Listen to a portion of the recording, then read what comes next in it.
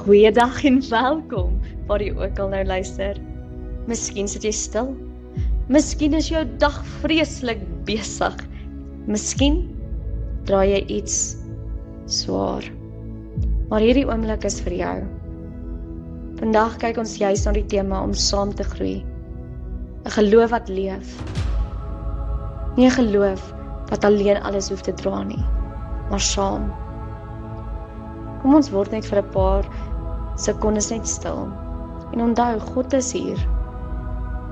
Here ons God, dankie dat ons nie vandag hoef te jaag om U te bereik nie, want U is reeds hier. Dankie dat U deur U woord met ons praat, deur die Heilige Gees ons ontvanklik maak, deur Jesus wat vir ons 'n voorbeeld is. Dat U nie net met ons praat tot ons koppe nie, maar tot ons harte.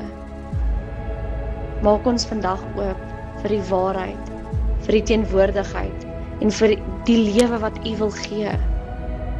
In Jesus se naam. Amen. Vandag se skriflesing kom vanuit Handelinge 2, vers 42 tot 47. Ek gee dit bietjie in 'n ander vertaling. Hulle het hulle heel hartig toegelê op die leer van die apostels en die onderlinge verbondenheid, die gemeenskaplike maaltyd en die gebede. Die apostels het baie wonders en tekens gedoen en dit het almal met diep ontzag vervul. Al die gelowiges was eengesind en het alles met mekaar gedeel. Hulle het hulle grond en besittings verkoop en die geld aan almal uitgedeel volgens elkeen se behoefte. Hulle het almal elke dag getrou by mekaar gekom, van huis tot huis die gemeenskaplike maaltyd gehou. Hulle kos met blydskap en in alle eenvoud geëet en God geprys. Die hele volk was hulle goedgesind en die Here het elke dag mense wat gered word by die gemeente gevoeg.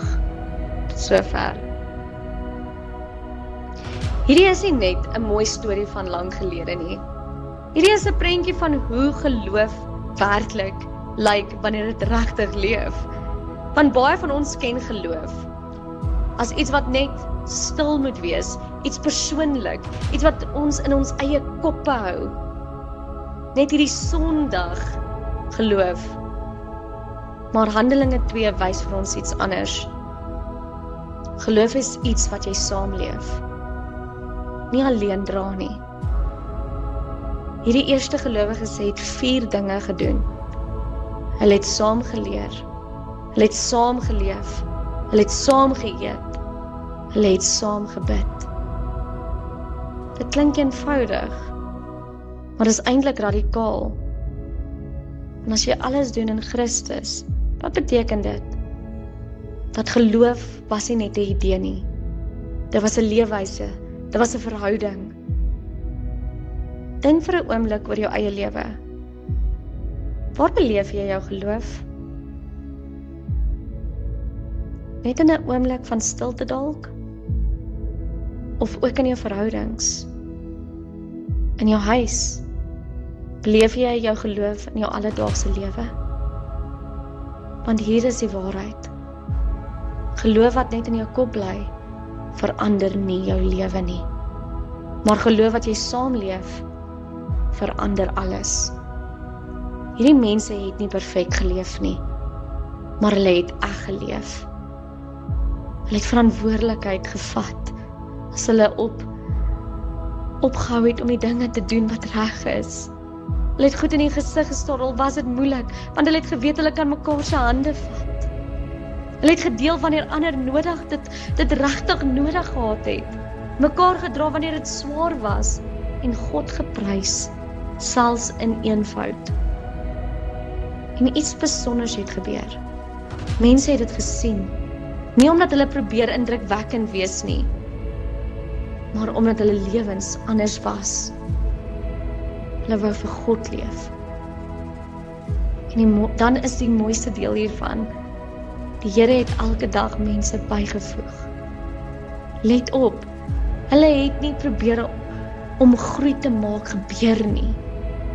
God het. Hulle was net getrou en God het lewe gebring. En dalk is dit presies wat jy vandag moet hoor. Jy hoef nie alles uit te figure nie. Jy hoef nie perfek te wees nie, maar jy word genooi om nie alleen te glo nie, om alles alleen te dra nie, maar saam te leef, om eerlik te wees, naby aan mense te wees, oop te wees vir God, want dit is waar lewe gebeur. Kom ons bid saam. Here, leer ons om nie net te glo nie, maar te leef. Maak ons mense wat liefhet, gee, bid en saam groei. Gebruik ons lewens, selfs in eenvoud, om iets van U lig te wys. En Here, voeg U self lewe by, soos net U kan. In Jesus se naam. Amen.